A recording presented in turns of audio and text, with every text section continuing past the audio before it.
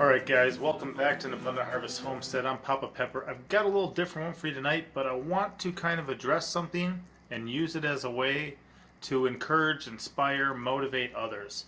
I don't know if you guys have ever kind of seen comment sections on some videos, or just even as you kind of hang out with people, watch stuff, hear these comments, but can you imagine if things really went bad, like apocalyptic bad here in the world?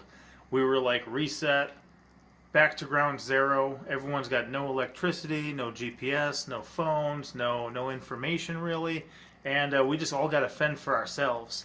And imagine in that type of context, if you were able to pick your own team of the different people that you wanted to have there with you, the different survivalists, the different maybe preppers, the different bushcraft experts. And you could say, ooh, this guy's really good at this guy's great at this. Like, yeah, they're going to be on my team. Because for years now, since coming online, I've seen a lot of those different comments. And unfortunately, that's not how real life works. It's just not how it works. If things really go bad, you may only have yourself to rely on. And there may be people that you even trusted before that suddenly stab you in the back, that suddenly kind of every man for his own, that are just completely not even on your team, even though you thought they were.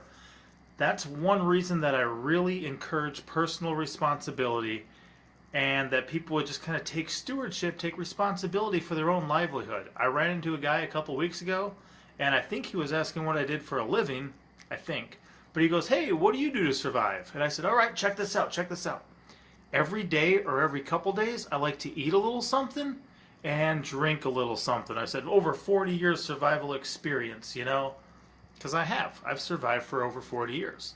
As long as nothing kills you, if you eat a little bit and drink a little bit every couple days, you'll be fine.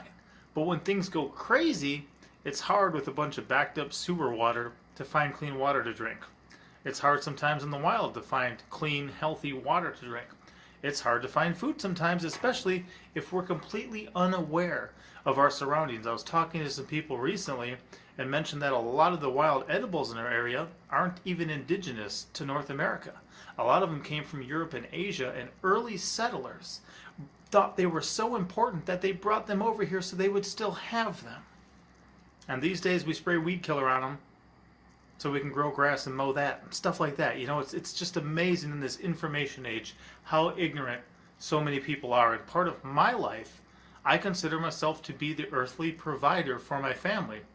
But part of being that provider is not only in the current state of affairs in which we live, but also in the potential different paths that this world could take to still be able to feed, clothe, shelter, keep my family safe, and provide for them. That's why I'm trying to put a lot of information in my head now, and that's why some people have even told me, ooh, I want you on my team. Well, you should want you on your team because you should have the skills that you're going to need. Right now, it's very easy with television, okay? With the internet, with smartphones. I mean, everyone kind of has all the information the world has to provide at their fingertips all day. And yet, in the midst of that, a lot of people don't focus on anything that's going to help them in a variety of situations. Worst case scenario, you can just have some fun learning it and maybe practicing it. Maybe it's never life or death, do or die for you. Maybe it doesn't come to that. That would actually be better than having to have all this information and absolutely have to apply it or perish. That would be better. Also, I'd recommend checking out some books. If the power's off, TV, internet, phones don't work very well. Okay? If you have an extended power outage, a book still works. Good time to do that. And it's interesting too because even on television, a lot of like the entertainment can be educational. There's a lot of survival shows. Some of them are over embellished. I think Bear Grylls got called out for a lot of that. Some of them are just kind of different, but there's people putting out content that you can watch, and watching it's one thing.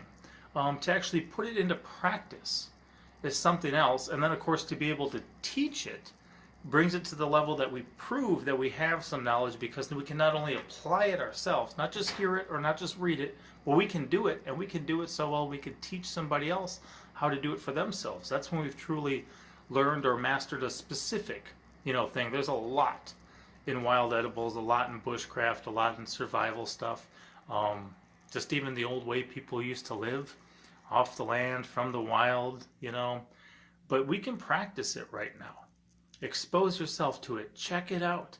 Gain this information, but apply it. Maybe start going camping once every couple weekends or something. When you get some free time, go camping. Take a walk in the woods. Learn how to identify a tree. I don't know very many trees. I just don't. I know a good handful of them, but there's a lot of them that I couldn't tell you who they are. I want to meet them. I want to get to know them. I want to understand what they're good for. Pa Mac from the Farmhand's Companion has a book he wrote. I got to pick up a couple copies probably, but it's just talking about the different woods that are good for different things. If he's making his own pitchfork to chuck hay across his property, he's going to make it out of specific trees and he's going to avoid other ones. And he has that information. I want to learn that information now, and then I want to be able to pass it on to my children. Maybe a fun thing to do is to go on a fishing trip. You may know people who already have fishing poles, have boats, enjoy fishing trips. See if you can hitch a ride with them. Watch what they do, learn what they do, find out how to skin and clean a fish, how to cook that even over an open fire. This is stuff that can be fun hobbies, and we can learn these skills now. They're new to us, they're fresh, but we can start learning them, we can start applying them, we can start sharing that with others. And even as part of mine, as I approached my late 30s and now early 40s, I'm picking up a lot of these skills. I'm applying a lot of these skills to my life, but while I do it at that age, I'm able to teach my children, the vast majority of whom are 10 and under, and they get to grow up learning that. Our 4-year-old now, Bugger, little Buddy Pepper, he comes up to me all the time when we're outside. He goes, "Dad, can I eat this?" And I make him tell me what it is. And I also make him check in with me. I don't want him just running around eating things on his own. I want to say, you bring it to me. I will give you the permission, but I also want him to say it by name and to really program into him what all these different things are. He knows what they look like. If he knows the name, he knows what they taste like.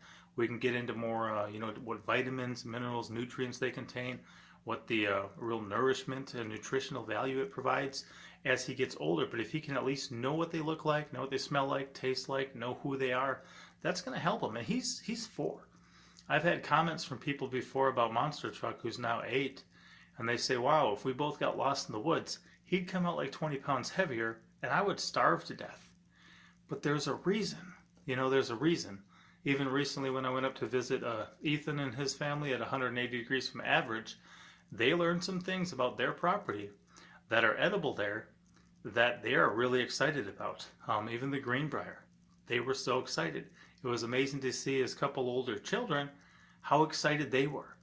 And they were learning, they're walking around and they're showing their dad, they're showing their mom, they're picking extra before we head back to where we're going to have lunch so they can come and show and tell their mom.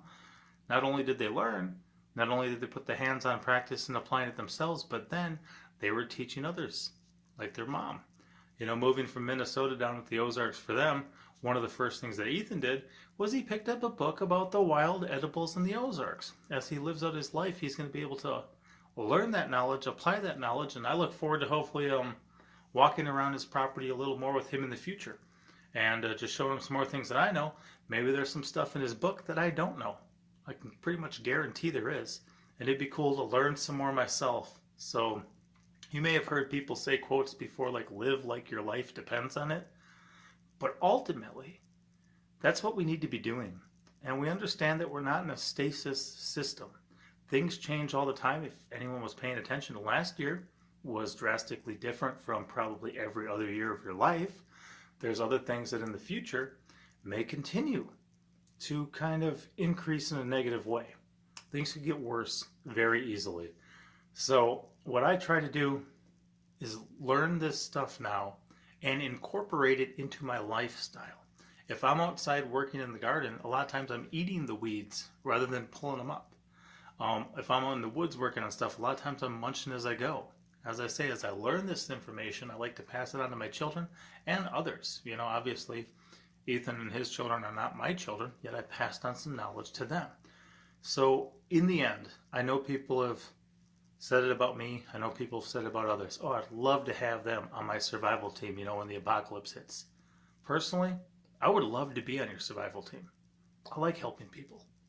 I like sharing knowledge. I like encouraging and, helping take care of people. There's nothing wrong with that. But practically, it's not going to happen. It's not realistic. You need to be on your own survival team. You need to take the time and the freedom that you have right now to begin to learn these things. And even in one of my recent videos, I mentioned, being a master of your own domain. The area in which you live may not be the area in which I do. There's things specific to your area that you need to learn and start incorporating. Incorporate yourself into your environment and your environment into yourself, and kind of become a little more with that natural world that God created for us to live in, rather than just being a consumer in the concrete jungle or however your life, looks.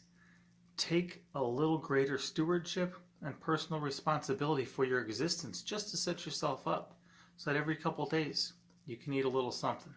Every couple days you can drink a little bit. It's worked out well for us so far. I think if things get a lot worse, it'll work out far better for us than some people, just because we've got a little bit of knowledge and a little bit of skill so far. We look to increase that, but I don't want to be alone. I want other people to be increasing in that practical, hands-on knowledge that we can get right now. It's not that difficult. I just hope this motivates and encourages some people.